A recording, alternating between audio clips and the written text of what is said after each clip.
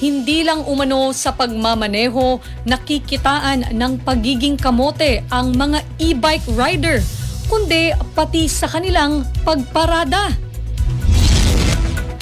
Sa cellphone video na ini-upload sa social media, nadismaya ang isang motorista matapos harangan ng e-bike ang kanyang nakaparadang kotse. Makikita sa video na dalawang e-bike ang nagsiksikan sa isang parking slot.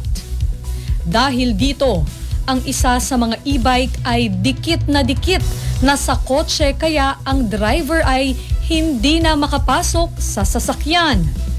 Napakamot na lang ng ulo ang gwardiya na nakatalaga sa parking area dahil hindi rin naman nila maiusog ang e-bike dahil nakalak ito.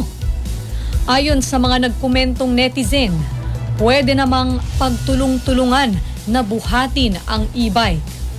Biro naman ang isa, mas mabuti siguro kung buhati na lang ang e-bike at saka ito ibalibag.